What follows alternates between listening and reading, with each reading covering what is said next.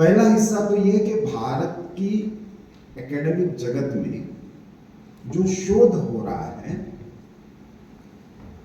उसमें भारतीयता क्यों नहीं है। पहले तो हम इसको समझें। आज 75 वर्ष के बाद हमको इन सारे विषयों की चर्चा क्यों करनी पड़ रही है। इंडियन नॉलेज सिस्टम की हो, भारतीय दृष्टि की हो, क्योंकि कहीं ना कहीं हमारे सारी ही अकादमिक जगत में, शोध कार्य में अभारतीय दृष्टि हावी हो गई। वो क्यों हो गई और कैसे हो गई इसको भी ठीक से समझना होगा। इसमें प्रॉब्लम केवल मैकोले नहीं है, इसके मूल में जाना होगा अपने अपने विषय में। ओरिजिनल सोर्सेस तक जाना पड़ेगा। कितनी सामान्य सी बात है, मैडम इतना अच्छा संचालन कर रही है, कुलपति सर बात कर रहे हैं और मैं किसी को मैं बोलते हुए आचार्यगण कहा तो शायद कुछ लोगों को खराब लगेगा कि हम प्रोफेसर हैं, हमको ये आचार्य कह रहे हैं। क्योंकि हमको इसमें खराब ही नहीं लगता कि कोई हमको प्रोफेसर कह रहा है। अरे प्रोफेसर तो वो होता है जो बाइबल को प्रोफेस करता है, उसी से प्रोफेसर शब्द आया है। तो बाइबल का अर्थ यहां खड़ा रह के क्लासरूम सीटिंग में जो बताता है उसको प्रोफेसर कहते हैं। और अपने आचरण से जीवन कैसे जीना है ये बच्चों को सिखाता है, उसको आचार्य कहते हैं। आप तय कीजिए प्रोफेसर बनना या आचार्य बनना। ये सारे शब्द ही वही से आए हैं। सेमिनारी क्या होता है? सेमिनारी वो होती है जहां पे स्टूडेंट को बैप्टाइज किया जाता है। क्रिश्चियनिटी में एंट्री जो उसको होती है उसको सेमिनारी कहते हैं। कॉन्वेंट किसको कहते हैं? उस शब्द में जाएंगे तो बच्चों को अपने कॉन्वेंट स्कूल में भेजना लोग बंद कर देंगे। मैं यहां से बता नहीं सकता वो कॉन्वेंट का अर्थ होता है।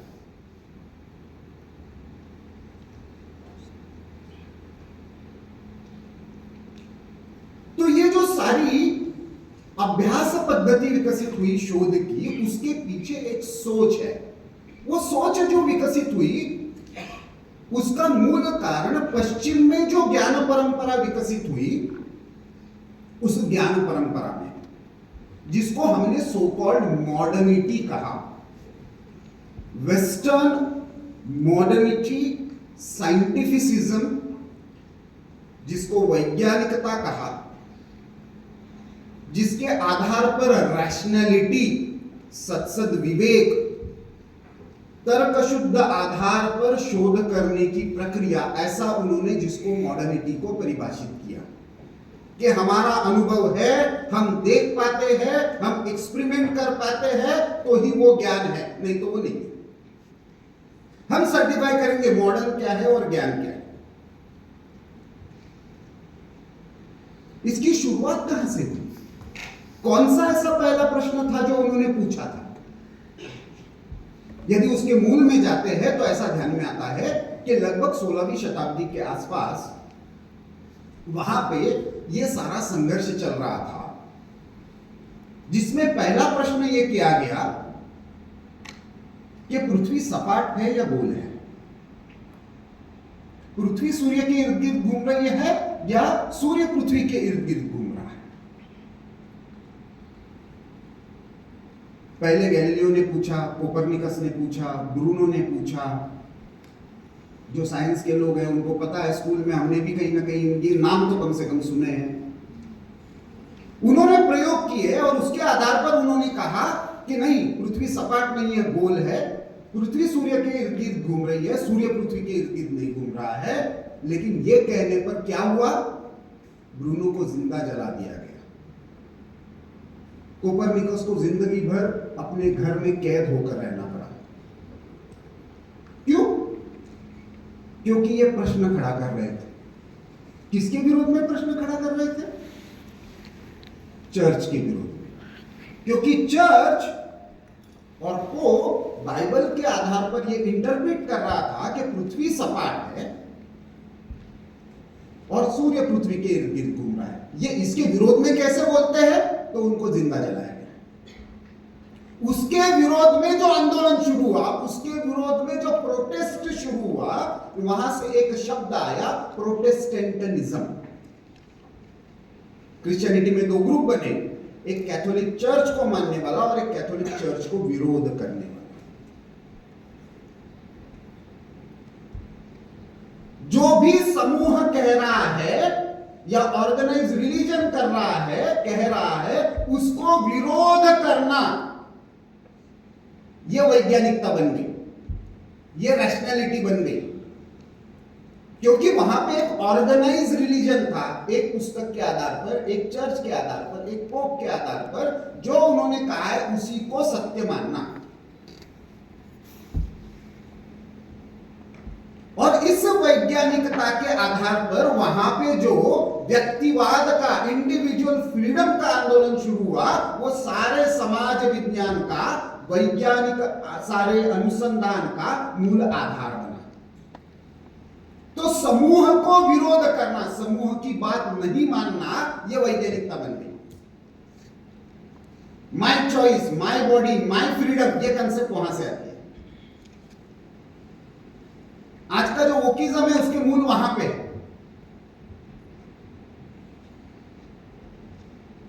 हम सब लोग भी पृथ्वी का अध्ययन कभी ना कभी जीवन में किए हैं, स्कूल में किए हैं, यूनिवर्सिटीज में करते हैं, ज्योग्राफी नाम का सब्जेक्ट पढ़ते हैं। गुजराती में आप क्या कहते हो ज्योग्राफी को? पक्का ना? 5000 वर्षों से भारत की हर भाषा में भू हमेशा बोल रही है, जिसके लिए ये 16वीं शताब्दी में लड़ रहे थे आपस में, और 30 लाख लोगों का हत्याकांड हुआ है। ऐसा नहीं है कि केवल ब्रूनो और कोपरनिकस के साथ अन्याय हुआ है। कैथोलिक और प्रोटेस्टेंट जो संघर्ष हुआ है 1618 से बीच से लेकर 1648 तक, 1618 to 1648, ट्रीटी ऑफ वेस्टफेलिया हुई 1648 में, जहां पे वहां पे राष्ट्र राज्य की संकल्पना है, नेशन स्टेट, एक भाषा, एक धर्म, एक राष्ट्र। तो उन्होंने राष्ट्र को किससे जोड़ा? भाषा और धर्म से जोड़ा। अब उनके लिए समस्या है ना, एक महाराष्ट्र में जन्मा, दिल्ली में रहने वाला, गुजराती लोगों के सामने आकर प्रोटेस्टेंटनिज्म, भारतीय दृष्टि, अभारतीय दृष्टि, इसके बारे में बोल रहा है। ये दोनों एक राष्ट्र कैसे हो सकते हैं? ये उनके लिए समस्या है, क्योंकि उन्होंने राष्ट्र ही इसी आधार पर बनाए। तो भारत में आने के बाद स्वाभाविक रूप से उन्होंने भाषाओं को आधार बना दिया। आज हम उसके आधार पर लड़ रहे हैं। मुझे एक कोई उदाहरण भारत के इतिहास में निकालकर कोई भी शोधपरक शास्त्र बता दे। आज जो भाषा पर लड़ने वाला है वो भी बता दे, चाहे वो द्रविडियन हो, चाहे वो गुजराती नेशनलिज्म पर हो, चाहे वो मराठी नेशनलिज्म पर हो, कोई भी निकालकर बता दे कि 1940 से पहले भारत का कोई भी समाज भाषा के आधार पर लड़ा। तो 1940 के बाद अचानक ऐसा क्या हो गया कि हम भाषा के आधार पर अपनी आइडेंटिटी मानने लगे? एक कोई राज्य ऐसा नहीं है जिसने भाषा को आइडेंटिटी बनाया। तो 40 के बाद क्या हुआ, ये इसका शोध करना इतिहास के और भाषा के लोगों का काम नहीं है। हमने संघर्ष को, सब समस्या यही है सर कि हमने समस्या को ही शोध मान लिया।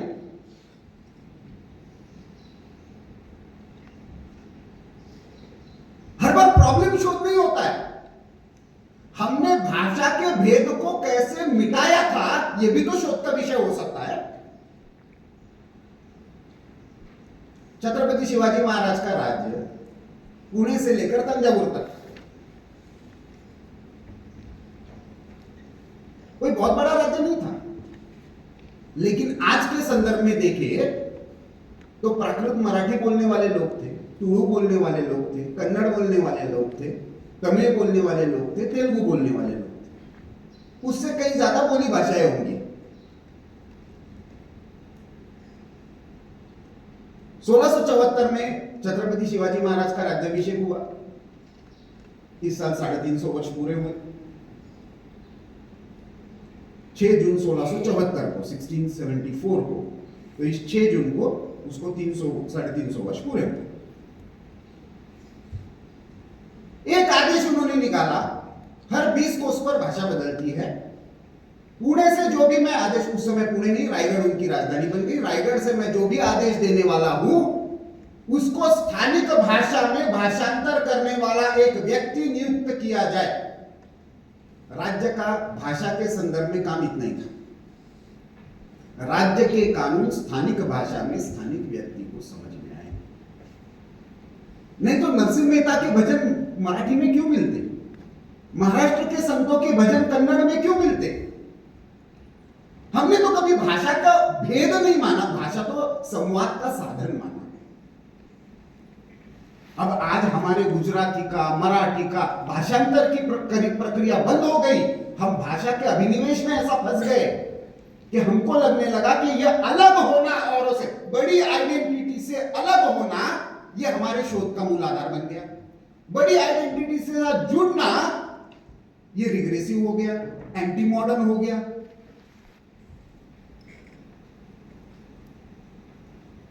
अरे उनकी प्रक्रिया जो चली वो एक पुस्तक और एक चर्च के विरोध में चली, इसलिए उनसे अलग होना उनको आवश्यक लगा। उसके विरोध में प्रोटेस्ट करना उनको अलग लगा, और इसी आधार पर शुरू के साइंटिफिक इन्वेंशन हुए। साइंटिफिक इन्वेंशन का उनका प्रमुख आधार क्या बना? तो न्यूटन कहता है the primary objective of scientific research is to win over nature. प्रकृति पर विजय पाना, मानव की जो रैशनैलिटी है वो सुप्रीम है, हमको प्रकृति पर विजय पाना है। वो भी फिजिसिस्ट थे, कणाद भी फिजिसिस्ट थे।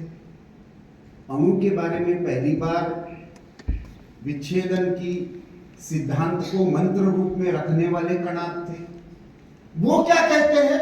वो कहते हैं प्रकृति के नियमों को समझना और उसके अनुसार अपने जीवन को ढालना, ये विज्ञान है। दोनों में अंतर देखिए। प्रकृति पर विजय पाना है या प्रकृति के नियमों को समझकर उसके अनुसार अपने जीवन को ढालना है। तो उनके फिजिक्स का, फिर वहां से आया डार्विनिज्म बायोलॉजी में, सर्वाइवल ऑफ द फिटेस्ट। फिर उसको स्पेंसर ने लाया सोशियोलॉजी में, कि जैसे मनुष्य की उत्क्रांति हुई है, इवोल्यूशन हुआ है, और उस इवोल्यूशन में जो जीने लायक है वो जिया, जो जीने लायक नहीं था वो खत्म हो गया। उस बायोलॉजी के सिद्धांत को स्पेंसर ने सोशियोलॉजी में लाया। उसने कहा समाज में जो जीने के लायक रहेगा वो जिएगा, बाकी समाप्त हो जाएंगे। राज्य को हस्तक्षेप करने की आवश्यकता नहीं, चर्च को हस्तक्षेप करने की आवश्यकता नहीं। Individual freedom is supreme. Everybody knows what is good and bad. तो मेरे जीवन में किसी और को हस्तक्षेप, मेरे मां बाप को भी हस्तक्षेप करने के अधिकार नहीं है, क्योंकि मेरा फ्रीडम सुप्रीम है। तो सोशियोलॉजी के सारे प्रिंसिपल्स जो ऑगस्ट कॉम्ट तक आए, जिसको पॉजिटिविज्म कहा गया, उसका मूल आधार क्या बना? मूल बड़ी आइडेंटिटी से छोटी आइडेंटिटी को बांटकर अध्ययन करो और व्यक्ति के अधिकारों की रक्षा करने के लिए अध्ययन करो। फिर उसी से लॉ आया, क्योंकि पॉलिटी की कंसेप्ट आई तो एक तरफ थियरी ऑफ कॉन्ट्रैक्ट है। राज्य क्या है? तो राज्य हमारी सामूहिक अभिव्यक्ति का आविष्कार नहीं है जो भारत मानता रहा। तो क्या है? तो राज्य एक कॉन्ट्रैक्ट है। केवल राज्य नहीं, every human relationship is a contract. तो टीचर स्टूडेंट एक कॉन्ट्रैक्ट है। तो स्टूडेंट कहने लगा भाई हमारी फीस पर आप जीते हो, आप कौन होते हो हमको बताने वाले? कॉन्ट्रैक्ट है, आप कॉन्ट्रैक्ट का पालन कर रहे हो तब तक चल रहा है। हस्बैंड वाइफ एक कॉन्ट्रैक्ट है, कॉन्ट्रैक्ट है तब तक चल रहा है, नहीं तो डिवोर्स है। वैसे ही राज्य और राज्य का घटक ये कॉन्ट्रैक्ट है। राज्य मेरे कॉन्ट्रैक्ट के अनुसार पालन कर रहा है तो मैं उसके साथ रहूंगा, नहीं तो मुझे अलग होने का अधिकार है। उससे आई थियरी ऑफ सेल्फ डिटर्मिनिज्म, मैं तय करूंगा मैं इस राज्य का घटक हूं या नहीं। अब दुर्भाग्य की बात देखिए, पॉलिटिकल साइंस में हो, सोशियोलॉजी में हो, हिस्ट्री में हो, हमने प्राउडली एक कंसेप्ट स्वीकार कर ली। इस पर अभी कानून भी बना, बहुत सारा डिबेट चला, सिटीजनशिप अमेंडमेंट एक्ट। नाम ही क्या है? सिटीजन। गुजराती में आप क्या कहते हो? नागरिक, है ना? तो आपने तो ये जो जंगलों में रहने वाले उनको तो पहले ही बाहर कर दिया है, क्योंकि नगर में रहने वाला ही नागरिक है। तो आपका मेन स्ट्रीम क्या है? उसको नगर में लाना, ये आपका प्राइमरी उद्देश्य है। आप उसका सॉल्यूशन ढूंढ रहे हो। सर भी मुझे बता रहे थे मेन स्ट्रीम में लाना। अरे भैया, मेन स्ट्रीम तो वो है, हम बर्बाद है। वो भारत बना हुआ है, हमको उसको जाकर समझना है कि भारत है क्या, उसकी आवश्यकता। वो पिछड़ गया क्योंकि 1887 में एक कानून लाया गया, फॉरेस्ट एक्ट लाए गए, क्योंकि अंग्रेजों को एक पता चल गया जो शहरों में रहने वाला है उसको तो हम भ्रष्ट कर सकते हैं, जो गांव तक है उसकी अर्थव्यवस्था को बर्बाद कर सकते हैं। ये जो जंगल में रहने वाला है ना, वो हमारे इसके बाहर है।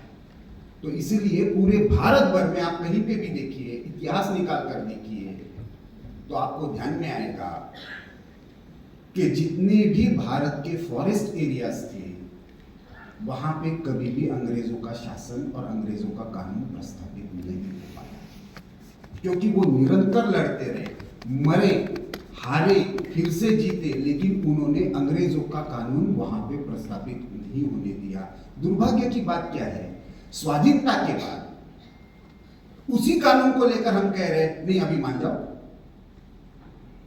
माओवादी उसका फायदा उठाते हैं, उनके हाथ में बंदूक थमा देते हैं, क्योंकि पुलिस पाटिल तो वही है, कलेक्टर तो वही है, उसका कानून भी वही है। यहां पे जनजाति के बहुत सारे शोधकर्ता भी होंगे, उनको यह समझना चाहिए भारत ये कभी भी नगर, ग्राम और वन इनके जीवन को अलग अलग करके नहीं देखता था। भारत में नगरवासी, ग्रामवासी और वनवासी ये परस्पर पूरक जीवन जीते थे। उन्होंने जहां जहां पर गए वहां वहां पे जनजाति के जीवन को समाप्त कर दिया, क्योंकि उनको सबको नगरवासी बनाना था।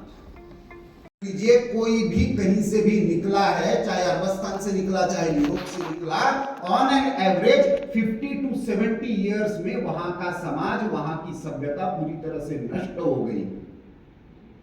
भारत अकेला ऐसा एक्सेप्शन है।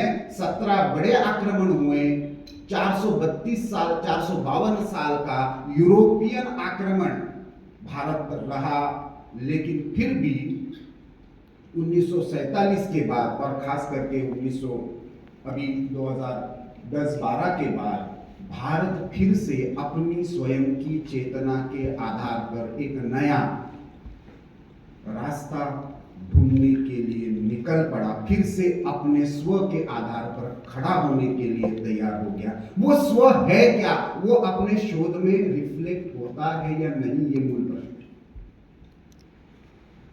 क्या हम उस भारत को फिर से किस आधार पर हम टिके रहे उसको खोजने की इसमें है, या किस आधार पर हारे और बिखर गए ये खोजने में लगे हुए, ये मूल प्रश्न है।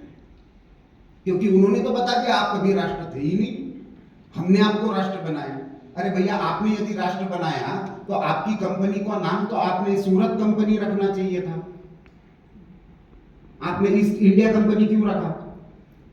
आप सूरत में पहली बार आए थे, पोर्तुगीज कालीकत में आए थे तो उन्होंने कालीकत कंपनी रखना चाहिए था, उन्होंने पोर्तुगीज ईस्ट इंडिया कंपनी क्यों रखा, ब्रिटिश ईस्ट इंडिया कंपनी क्यों रखा? क्योंकि आपको पता था इंडिया नाम का कुछ है। हम राज्य अलग अलग थे, अकेले गुजरात में कितने सारे राजा रजवाड़े थे, लेकिन हमारी जीवन दृष्टि, हमारी राष्ट्र की संकल्पना कॉमन थी। हमारे लिए काशी काशी थी, हमारे लिए सोमनाथ सोमनाथ था, हमारे लिए हिमालय हिमालय था, हमारे लिए हिंद महासागर था। हमारी ये जो कल्चरल बॉन्डिंग्स थी वो सबकी कॉमन थी। राज्य की व्यवस्था तो राजा का काज कहां तक चलेगा, टैक्स कहां तक कलेक्ट करेगा, यहां तक मर्यादित था। वो कम ज्यादा होता था। राजा के सोल्जर्स आपस में लड़ते थे, लेकिन लोग एक, जन एक था, पीपल वेर वन। उनमें कॉमन अंडरस्टैंडिंग था। लेकिन ये जो वहां पे एकेडमिक इवोल्यूशन हो रहा था, क्योंकि वहां पे इसी समय सारी यूनिवर्सिटीज, केवल स्टेट फॉर्मेशन नहीं हुआ, सारी यूनिवर्सिटीज का भी इवोल्यूशन इसी समय हुआ।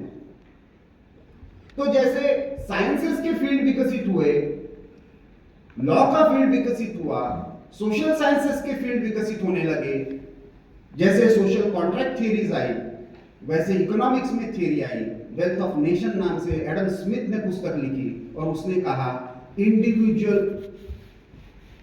Amalgamation of accumulation of individual wealth is national wealth. उसने जीडीपी गिनने का एक प्रमाण दिया। सारे विकास की अवधारणा की समस्या वहां पे। भारत में विकास का आधार कभी भी व्यक्ति नहीं था। हमारे लिए विकास का यूनिट हमेशा से फैमिली थे। अब मजे की बात देखिए, सारे लॉज फैमिली स्ट्रक्चर को वीकन करने के लिए उन्होंने बनाए। आज भी हम उसी धरातल पर सारे लीगल स्ट्रक्चर की विवेचना करते हैं। मैं ये सारी नकारात्मक बातें बताने के लिए नहीं कर रहा हूं, मैं इसलिए कर रहा हूं कि इसको यदि कोई ठीक कर सकता है तो वो एकेडमिक फील्ड ही कर सकता है। और एकेडमिक फील्ड क्यों कर सकता है ये भी बताता हूं। ये पॉलिटिकल फील्ड नहीं कर सकता, पॉलिटिशियन नहीं कर सकते। सत्ता बदलने से केवल ये मूल विचार नहीं बदलेगा। और इसलिए किसी भी process, academic process, thought process की मूल अवधारणा होती है। भारत में तो ये मूल रूप से चलती है। भारत में उसको कहा जाता है खंडन और मंडन। आप जब तक जो मूल अवधारणा है उसको कहीं ना कहीं चैलेंज नहीं करोगे, उसके ऊपर क्वेश्चन मार्क नहीं खड़ा करोगे, तब तक आप नई बात स्वीकार करने के लिए तैयार नहीं हो। बहुत सारी महिलाएं बैठी हुई हैं, यंग रिसर्चर्स है, इनके मन में स्वाभाविक रूप से प्रश्न आएगा जेंडर का क्या। आप पीछे लेकर जाएंगे, वैदिक काल में लेकर जाएंगे, मनुस्मृति की तरफ लेकर जाएंगे, महिलाओं की स्थिति तो ऐसी थी अंग्रेज आने से पहले। निकाल के देख लो, शोध तो करो, कम से कम गुजरात में कितनी सती जा रही थी इसका तो रिसर्च करो। आप हार जाओगे लेकिन आंकड़ा नहीं मिलेगा। जहां जहां पे इस्लामिक रूल रहा वहीं पे जौहर और सती क्यों थी, यह प्रश्न आपको खड़ा करना पड़ेगा। क्योंकि भारत में कोई हार जाता है तो उसकी महिला के उठाकर लेकर जाने की प्रथा नहीं थी। हमास का हमने देखा इजराइल में क्या किया उन्होंने। वो जब होने लगा तो भारत की महिलाएं घर में बस गई। तब भारत में घूंघट आने लगा, तब भारत में सती जाने लगी कि मेरे पति के मरने के बाद ये उठाकर लेकर जाए, उससे अच्छा तो मैं इसके साथ जान दूं। दुर्भाग्य से कई जगह पे ये प्रथा बन गई। तो बंगाल में और राजस्थान में ये प्रथा क्यों बनी? शोध तो इसका होना चाहिए था। हम शोध किस पर करने लगे? भारत में सती प्रथा, भारत में महिलाओं की स्थिति। अरे भैया, जब ब्रिटिश भारत में आए तो उनको सबसे बड़ा चैलेंज देने वाली वेलु नचियार थी।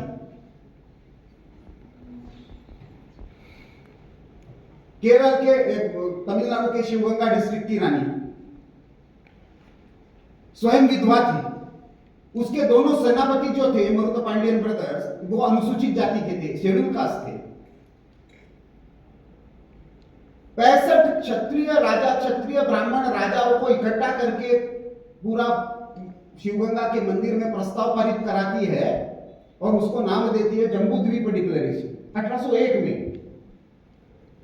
ये ब्रिटिशों का आक्रमण जो है, ये तुम्हारे मेरे राज्य पर आक्रमण नहीं है, हमारे संस्कृति पर आक्रमण है, पूरे जम्मू द्वीप को बचाना हमारा काम है, क्योंकि हम सारे विजयनगर के वंशज हैं। इसलिए वो कॉमन प्रस्ताव पारित करा दिया। कोई पूछता नहीं, भाई तू तो विधवा है, तेरे सेनापति तो एससी है, तेरे बुलाने पर हम क्यों आए, ये प्रस्ताव हम क्यों पारित करें। अबक्का नाम की रानी थी, पोर्तुगीजों को लड़ने वाली, सबसे लंबा समय जिसने संघर्ष किया और जिसके कारण पोर्तुगीज गोवा में आकर सिमट गए। 1556 से लेकर 1620 तक अबक्का ने संघर्ष किया। वो अबक्का उल्लाल की रानी थी, मैंगलोर के राजा से विवाह हुआ था। और मैं कोई भी चीज आप क्रॉस वेरीफाई कर सकते हैं, डेट्स, ईयर्स, नाम, ओरिजिनल डॉक्यूमेंट के साथ, आप जब चाहेंगे उसके प्रूफ दे दूंगा। इतना एकेडमिक प्रिंसिपल मैं जरूर फॉलो करता हूं पत्रकार होने के बाद भी।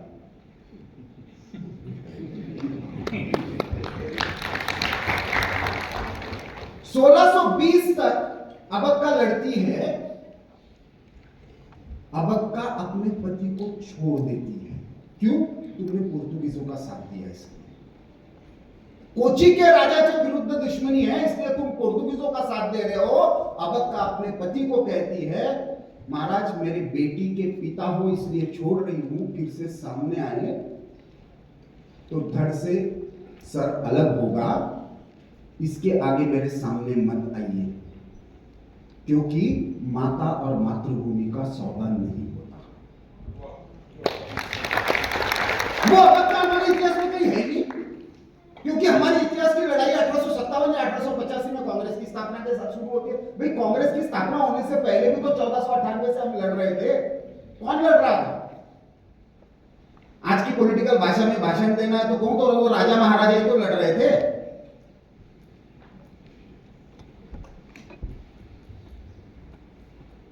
जब ब्रिटिश भारत में आए तो ब्रिटिशों के डॉक्यूमेंटेड एविडेंस है 1494 संस्थान थे। सरदार वल्लभ भाई पटेल ने जब भारत को एकीकरण किया तो 565 थे। 1494 से 565 पर हम आए कैसे? वो ब्रिटिश इंडिया बना कैसे?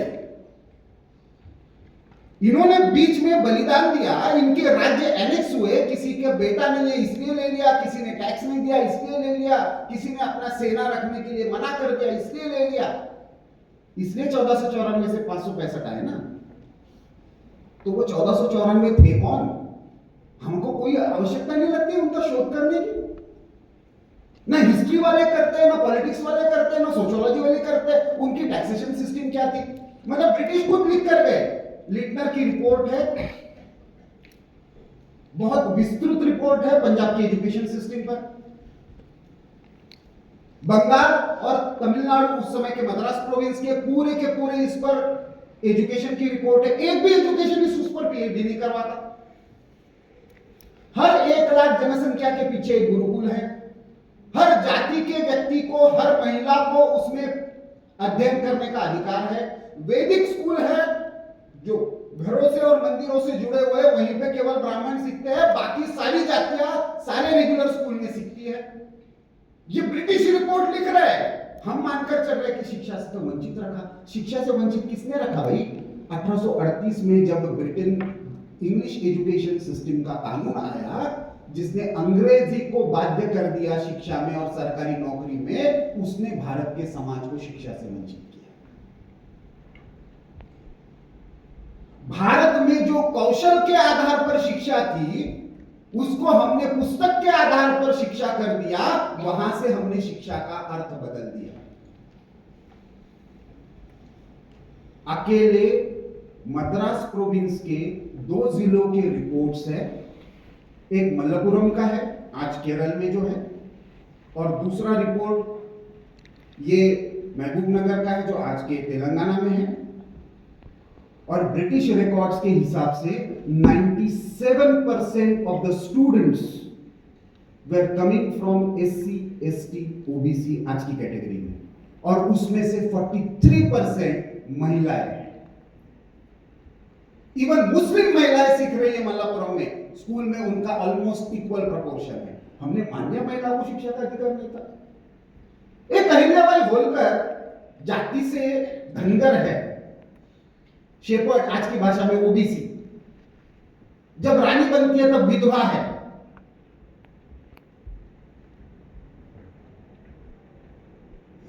सोमनाथ के मंदिर का जीर्णोद्धार किया, काशी के मंदिर का जीर्णोद्धार किया, पूरा का पूरा ग्रैंड ट्रंक रोड बनाया, भारत के 80 वाटर बॉडीज को रिवाइव किया, काशी का 80 घाट बनाया।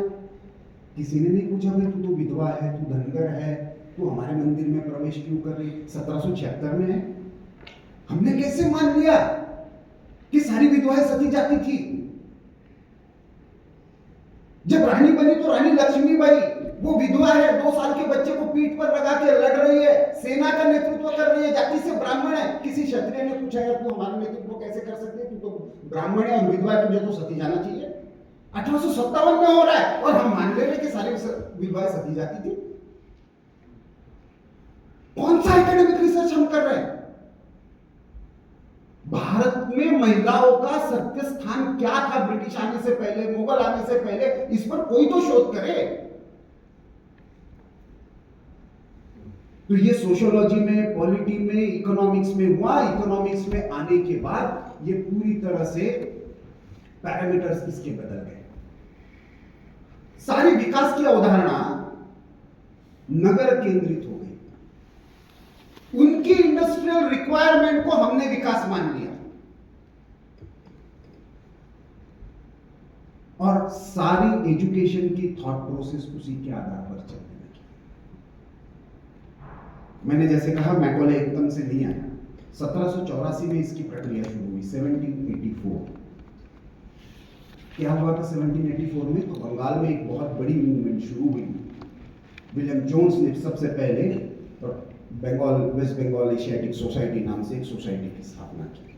भारत के मूल ग्रंथों का, क्योंकि उनके मन में यह प्रश्न था कि हमसे पहले तो जोन्स ने, फिर उसके आधार पर मिल ने पुस्तक लिखी, हिस्ट्री ऑफ इंडिया नाम से 6 वॉल्यूम में लिखी जेम्स मिल्स ने।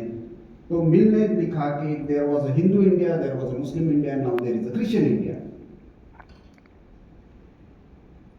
तो वो लिखता है कि जब तक हम ये सारा होने के बाद भी इस समाज का जो मूल कैरेक्टर है वो क्यों नहीं बदल पाया? बाकी सब जगह पे तो हमने बदल दिया। कोलंबस गया, ब्रुक्स गया, रॉबर्ट्स गया, तो आप पूरा निकाल कर देख लीजिए। इसलिए मैंने कहा कि वर्ल्ड का मैप निकाल कर देख लीजिए। कोलंबस 1494 में पहुंचा। कनाडा देख लीजिए, लैटिन अमेरिका देख लीजिए, अफ्रीका देख लीजिए, पूरा ऑस्ट्रेलिया में रॉबर्ट्स पहुंचा है तब लगभग 1499 1498 में वास्को द गामा भारत में आया, कालीकट में आया। 1576 आते आते सो कॉल्ड सारे रेड इंडियंस गायब हैं।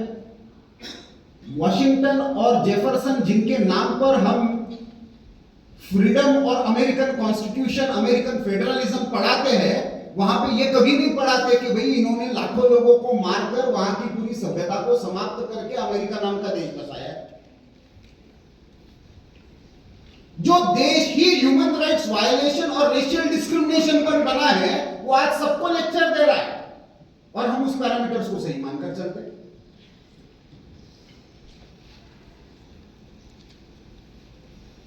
हम क्यों बचे रहे? ये जैसे मैं आज प्रश्न खड़ा कर रहा हूं, उस समय विलियम जोन्स का प्रश्न आ रहा था और इसलिए उसने संस्कृत ग्रंथों का अध्ययन शुरू किया। उन्होंने इंडोलॉजी का अध्ययन भारत को समझने के लिए नहीं किया। भारत में क्रिश्चियनिटी और ब्रिटिश कल्चर प्रस्थापित क्यों नहीं हो रहा है, यह समझने के लिए किया। उसके आधार पर 1811 में ऑक्सफोर्ड में एक महत्वपूर्ण चेयर स्थापन हुई बर्टन के नाम से। बर्टन ने उसके लिए मिलियंस ऑफ डॉलर्स का सीड फंड दिया और उसकी कंडीशन ये रखी कि मूल संस्कृत ग्रंथों का अध्ययन करके कल्चराइजेशन की प्रोसेस को प्रमोट करने के लिए संस्कृत ग्रंथों का जो अध्ययन करेगा उसके लिए यह स्कॉलरशिप है, यह फेलोशिप है। पहली फेलोशिप किसको मिली थी सर? भारत के किसी घरों में नहीं दिखता है, एशियाटिक सोसाइटी में मिलता है। 1831 में उसी के आधार पर जाति की जनगणना शुरू हुई। उससे पहले कास्ट सेंसस नाम का शब्द नहीं है। वर्ण है,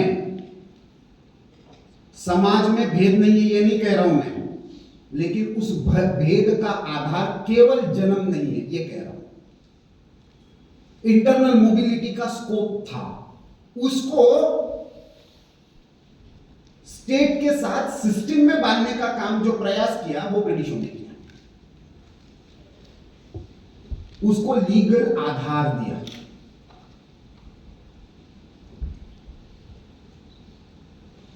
अब इसके कारण उनको ये ध्यान में आया कि ये बड़ा विचित्र समाज है, ये पूरे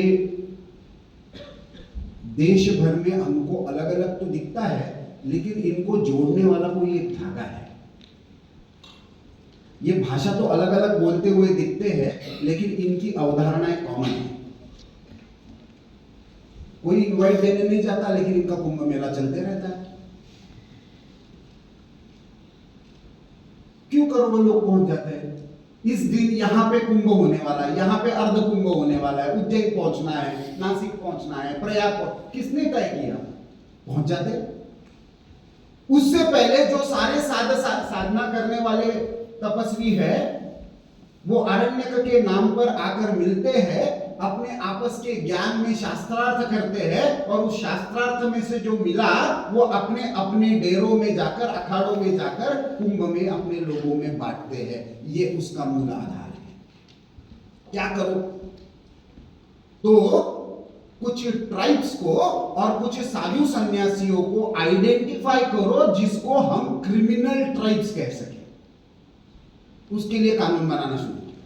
दूसरी तरफ शिक्षा की एक ऐसी व्यवस्था गढ़ो कि जिसके आधार पर इनसे हम बाकी लोगों को अलग कर पाए।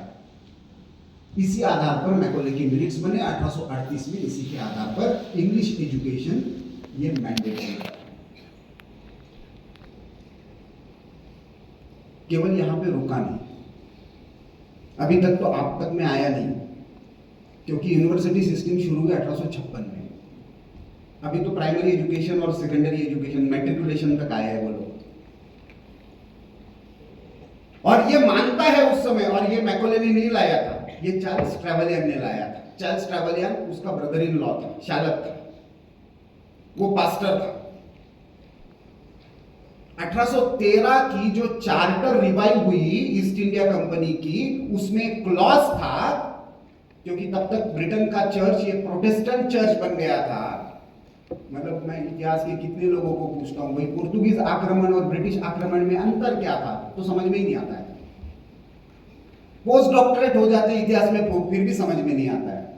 मीडिएवल हिस्ट्री में और मॉडर्न हिस्ट्री में डबल पीएचडी कर लेते, फिर भी समझ में नहीं आता है कि पुर्तगाली आक्रमण और ब्रिटिश आक्रमण में अंतर क्या था। ब्रिटिश भारत में जो पुर्तगाली भारत में जो चार्टर लेकर आए थे, वो 1494 की 1494 की ट्रीटी ऑफ थेसिडलस से पोप की चार्टर लेकर आए थे।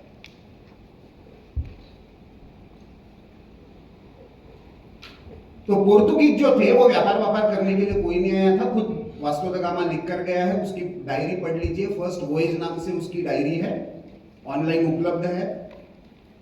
वो खुद कहता है कि मैं पोप के कहने पर मेरे राजा के चार्टर के अनुसार एक क्रिश्चियन राजा की खोज में भारत में आया। ये खुद लिखता है। मैं फिर से कह रहा हूं, ना मेरा पब्लिकेशन है, ना ऑर्गेनाइजर का है, ना संघ का है, ना बीजेपी का है, ये वास्को द गामा ने लिखा हुआ।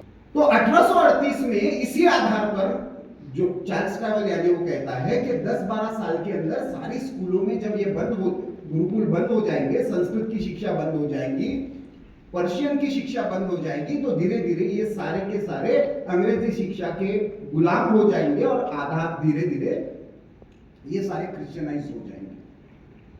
1852 हो गया, 1853 हो गया, भारत में 1.5%, 2%, उससे ज्यादा क्रिश्चियन बढ़ी नहीं रहे। क्या हो रहा है? तो इसलिए उसको रिपोर्ट मांगी जाती है। उस रिपोर्ट में ये लिखता है कि नहीं, हमको ना हायर एजुकेशन में इन्वेस्ट करने की आवश्यकता है। तो सिलेक्ट कमेटी के सामने इसको ब्रिटिश पार्लियामेंट में बुलाते हैं। 1853 में चार्ल्स ट्रेवलियन का सिलेक्ट कमेटी के सामने एक भाषण है। उस भाषण में ट्रेवलियन कहता है, yes it is true that I had claim in 1838 कि हम मेट्रिकुलेशन की शिक्षा के आधार पर यहाँ पे अपनी संस्कृति, अपना विचार, अपने मूल्य, क्रिश्चियनाइजेशन, ये प्रोजेक्ट पूरा कर पाएंगे। लेकिन मैं स्वीकार करता हूं मैं गलत था, क्योंकि उसका रीजन जो देता है वो बड़ा मजेदार है। सारे एजुकेशन से जुड़े हुए सारे स्टेक होल्डर्स को ध्यान में रखने की जरूरत है। वो कहता है this is a very strange society, and I am quoting again, this is a very strange society. They send their kids to our schools. They learn what we teach. They sing what we make them sing. They even pray to our God. But don't know what happens once they go back home. They just hang their bags, change their uniforms, take a bath. The moment they enter their houses, what their parents and grandparents do, we just don't know, but whatever we have done in the schools is washed out. ये उसको समझ में आता है, हमको अभी भी नहीं समझ में आया। समस्या ऐसी है कि मैं कम से कम इतना इंग्लिश में नहीं बोलूं तो आप विद्वान नहीं मानोगे, इतना उसका प्रभाव आज भी है। वो भी इंकार कर गया कि अंग्रेजी में बोलता है तो विद्वान है।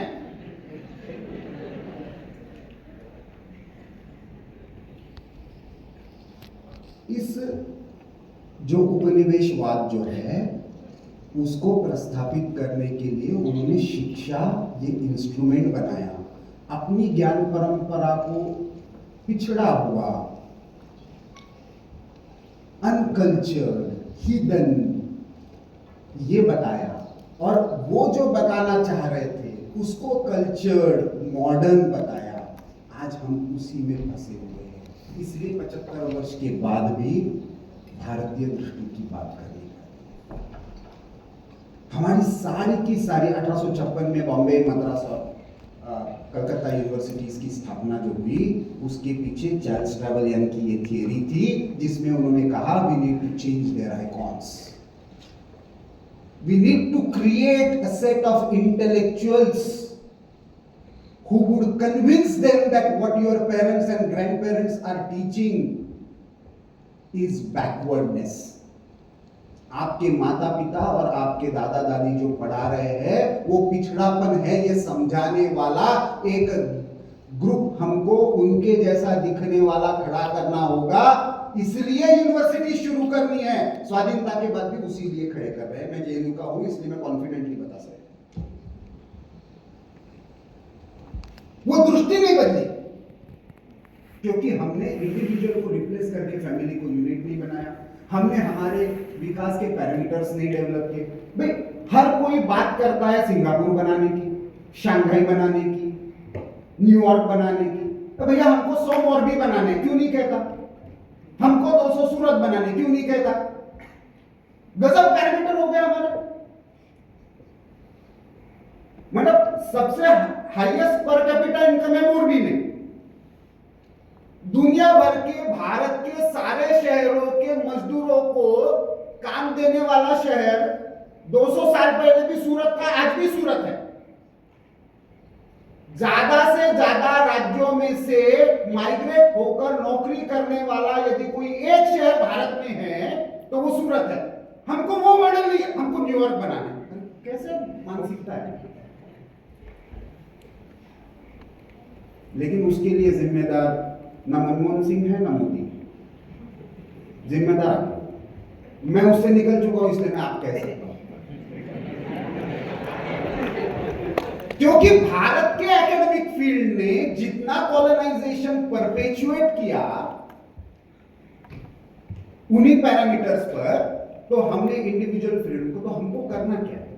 भारतीय दृष्टि लाना है। मतलब क्या है? तो सर ने सही कहा कि हमको केवल इकोनॉमिकली टॉप पर पहुंचना है, टेक्नोलॉजिकली आज के वो चैलेंजेस है तो करना ही है।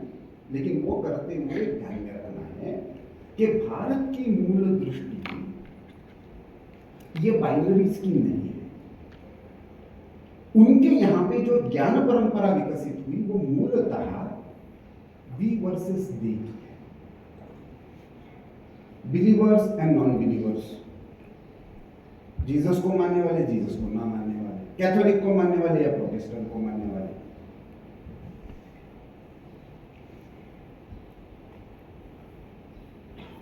फिर उसी से निकला पर्यावरण पूरक है या इकोनॉमिक डेवलपमेंट है। इसका मतलब आर्थिक विकास हो रहा है तो वो सस्टेनेबल नहीं हो सकता।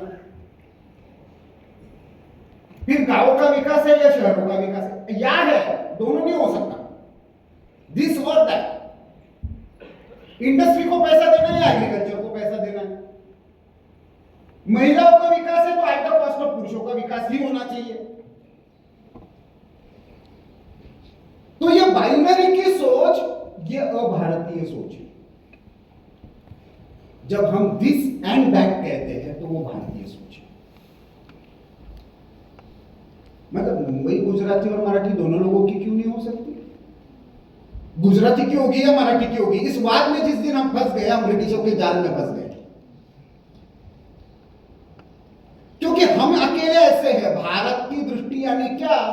तो भारत का यूनिक कंट्रीब्यूशन इस वर्ल्ड को क्या है, ऐसा कोई मुझे पूछेगा तो मैं एक ही शब्दों का ये करता हूं। जैसे पश्चिम में फ्रेंच रिवॉल्यूशन या ब्रिटिश कहते हैं कि हमने पार्लियामेंट्री डेमोक्रेसी, फ्रेंच कहते हैं फ्रेंच रिवॉल्यूशन के द्वारा हमने लिबर्टी, इक्वालिटी, फ्रैटर्निटी की कंसेप्ट। अमेरिकन कहते हैं हमने American exceptionalism, American dream, every individual has a right to choose his or her own profession, ये अमेरिकन ड्रीम का आधार है। भारत का यूनिक कंट्रीब्यूशन क्या है? भारत का यूनिक कंट्रीब्यूशन है स्पिरिचुअल डेमोक्रेसी। अकेली ऐसी सभ्यता, अकेला ऐसा समाज जहां पे आपको आपका भगवान भी चुनने का अधिकार है। अकेला ऐसा समाज जहां पे आप कह सकते हो कि मैं एक को नहीं, मैं अनेक को मानता हूं, फिर भी एक तक पहुंचूंगा, ये मेरा विश्वास है। आप ये भी कह सकते हो कि ये जीवित है लेकिन इसमें मैं ईश्वर देखता हूं, इसलिए मैं इनको गुरु मानता हूं। आप ये भी कह सकते हो कि मैं स्वयं ईश्वर हूं, इसलिए अपने आप को भगवान डिक्लेयर कर सकते हो। आप ये भी कह सकते हो मैं कि आपके भगवान को नहीं मानता और फिर भी उसके लिए आपको कोई मारेगा नहीं। ये केवल भारत में पॉसिबल है। पूरे वर्ल्ड में यदि कोई पॉसिबल है तो केवल भारत में पॉसिबल है। ये सारी जो लड़ाई है, वैचारिक लड़ाई, जो एकेडमिक में अभी तक नहीं आई, पॉलिटिकली आई, सोशली आई, सोशल मीडिया में आई, लेकिन सारी लड़ाई ही और भी की है। जिस दिन सब लोग मानने लगे कि मेरा भी रास्ता सही, उस दिन लड़ाई खत्म है। समस्या तो तब तक है जब तक हम कहते हैं कि मेरा ही रास्ता सही। भारत की दृष्टि में हमको इस बहुविध मार्गों को, शोध के मार्गों को, भारत में 18 शोध परंपराएं थी। अभी तो हम इंडक्टिव, डिडक्टिव, कंपैरेटिव में आकर फंस जाते हैं। 18 मेथड्स मैनेजमेंट में, अमिटी यूनिवर्सिटी में एक प्रोफेसर है, उन्होंने एंशिएंट नॉलेज सिस्टम में मैनेजमेंट में 18 डिफरेंट मेथड्स कैसे अप्लाई होते हैं इस पर पोस्ट डॉक्टरेट की। अच्छा काम है। लेकिन हमारी शोध पद्धति हमको प्रकृति से जोड़ना सिखाती है, प्रकृति से तोड़ना नहीं। समाज के घटकों से जोड़ना सिखाती है, तोड़ना नहीं। हमको व्यक्ति का अधिकार, इस समूह का अधिकार, इस समूह का केस स्टडी, इससे बाहर निकलकर हमको कॉमनैलिटीज ढूंढने पर एक बहुत अच्छा अध्ययन किया है। मैं नाम अभी उनका भूल रहा हूं, लेकिन भारत के पूरे सारी भाषाओं में पाने जाने वाले कॉमन मुहावरे, इस पर एक काम किया हुआ है। कितने ऐसे पीएचडीज होते हैं कि हमको कॉमनैलिटी ढूंढनी। हमने भाषा को, हमने अलग अलग भाषा, मतलब ब्यूटी कैसी देखी, मैं किसी भी भाषा में कहीं पे भी जाता हूँ, कार्य करता हूँ, लगभग भारत का कोई ऐसा राज्य नहीं होगा, उसका कोई ऐसा जिला नहीं होगा जहां पे मैंने पिछले 10-15 साल में प्रवास नहीं किया। मैं हमेशा पूछता हूं, आप यदि नमक गिराते हो, नमक वेस्ट होता है, तो आपकी दादी क्या कहती थी? उसको कहती थी कर्ज बढ़ेगा, पाप लगेगा, आपके पलकों से उठाना पड़ेगा, नरक में जाओगे। यही कहते हैं ना, पूरे भारत में यही कहती था। गांधी पागल नहीं थे नमक का सत्याग्रह करने वाले। उनके 100 साल पहले भी एक नमक का सत्याग्रह हुआ था 1810 में, हमको पता ही नहीं। पहला टैक्स जो लगा था नमक पर वो 1810 में था। ये तमिल में भी है। जैसे मैंने भूगोल का उदाहरण दिया, तो भूगोल भारत में सब जगह भूगोल है, में सब जगह ज्योग्राफी है, भूगोल ही है, भूगोल है। ये 5000 वर्षों से हम मानकर चले थे, आर्यभट्ट ने उसके सूत्र दिखे, हम उसको पढ़ाने का ये किया तो कहते हैं ये तो रिग्रेसिव है, ये सैफ्रनाइजेशन है। गैलीलियो को पढ़ाओ मॉडर्न है। अरे कौन सा लॉजिक है भाई? मतलब जिसने पहले 3000 वर्ष पहले पृथ्वी और सूर्य के बीच में अंतर को सूत्रों में बांधा और जिसके आधार पर पूरे खगोल शास्त्र के नियम सूत्रबद्ध किए, उसको पढ़ाना रिग्रेसिव है, बैकवर्ड है। सब लोग इस कॉलोनाइजेशन की प्रक्रिया को समझिए, डीकॉलोनाइजेशन का अगले 25 साल का एक पूरा का पूरा प्रोसेस बनाएं ताकि हम रीनेशनलाइज हो पाए। उपनिवेशवाद से मुक्ति और भारतीय शिक्षा और समाज जगत का या वैचारिक जगत का पुनः राष्ट्रीयकरण, ये दोनों साइमल्टेनियस प्रोसेस है। इन प्रोसेसेस में डीकॉलोनाइजेशन फॉर रीनेशनलाइजेशन ये हमारा मंत्र होना चाहिए। ये मंत्र जीवन में अपनाकर अपने अपने विषय में लागू करने की आप सबको एक तरह से कुछ ना कुछ वैचारिक चालना जगे, प्रेरणा मिले। इसके लिए भारतीय विचार मंच ने यहाँ जो वर्कशॉप रखा है, आपको सबको ये प्रेरणा मिलेगी और आप अपना अपना योगदान आने वाले 25 वर्ष के इस भारत के वैचारिक जगत में विश्व विजयी होने के प्रवास में देंगे, ऐसा विश्वास व्यक्त करता हूँ अपनी वाणी को विराम। Thank you so much sir. Prafulla Ketkar ji ने बहुत ही सारगर्भित अपना व्याख्यान दिया। जैसे कि मैं ऑडियंस में सर देख रही थी, एकदम पिन ड्रॉप साइलेंस, सब अंदर व्याख्यान में डूब गए थे, जैसे अपने विषय के साथ संलग्न करके सब सोच रहे थे मैं इसमें क्या कर सकता हूँ, या तो मैं इसमें क्या कर सकती हूँ। यही आज के व्याख्यान की फलश्रुति है।